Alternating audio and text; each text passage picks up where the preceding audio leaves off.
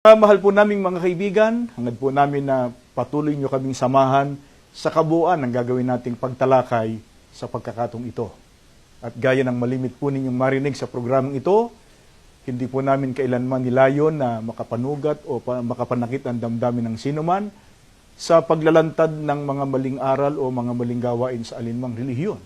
Kundi ang malinis pong hangarin ng Iglesia ni Cristo at ng programang ito ay maihayag sa atin ang mga katotohanan ng itinuturo ng Biblia na ito ay maghahatid sa atin sa pagtatamo ng kaligtasan.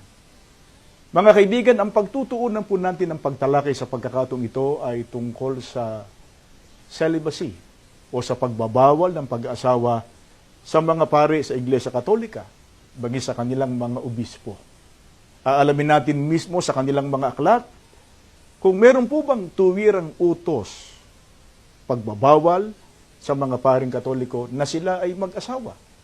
Ang babasahin natin ay Aklat Katoliko, ang pamagat ay Faith of Our Fathers.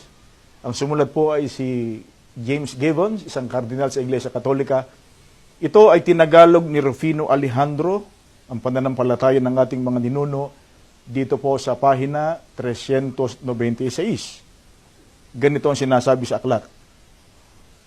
Ang disiplina ng Iglesia Katolika ay ipinatupad buhat pa sa pasimula sa pamamagitan ng pagbabawal sa mga saserdote o pare na mag-asawa pagkatapos na sila'y maordinan. Mga kaibigan, binasa po natin ang aklat ng Iglesia Katolika, malinaw po ayon sa kardinal na sumulat ng aklat, na ipinagbabawal sa mga saserdote o pare na sila'y mag-asawa pagkatapos na sila'y maordinan. At dito naman sa Haley's Bible Handbook, ito ay sinulat ni Henry Haley sa page 761 sa pagkakaliwat na sa ating wika. Ang mga ministro ay naging pari. Ang katawagang pari ay hindi ikinakapit sa mga ministrong Kristiyano bago ang taong 200 AD. Ito ay hiniram mula sa mga pamamaraang Hudyo at mula sa mga halimbawa ng mga paring pagano. Pinagbawalan ni Leo I, taong 440 to 461, na mag-asawa ang mga pari. At ang di pag-aasawa ng mga pari ay naging batas sa Iglesia Romana. Narinig po ninyo mga kaibigan sa binasa nating aklat, pinagbawalan ni Leo I na mag-asawa ang mga pari at ang di pag-aasawa ng mga pari ay naging batas sa Iglesia Romana. Ngayon, ang sinasabi ng mga defensor Katoliko ay ganito. Yung ipinatutupad sa Iglesia Katolika na pagbabawal ng pag-asawa sa kanilang mga pare, yan ay batas at hindi doktrina. Babasahin namin sa inyo ang aklat na pinamagatang The Catholic Catechism. Ito ay sinulat ni John A. Hardon. Siya po isang paring Jesuita. Sa page 531, ganito ang binabanggit sa kanilang aklat.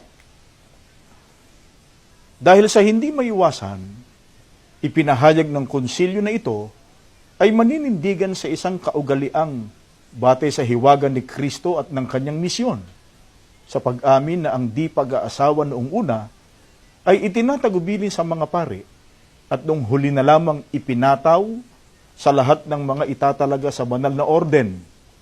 Makikita rito ang isang tunay na pag-inog ng kaugaliang naging doktrina.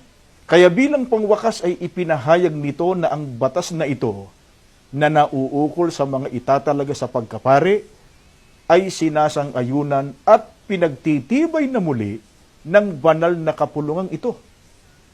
Mga kaibigan, narinig naman ninyo ang sinabi o ipinahayag nung sumulat ng aklat.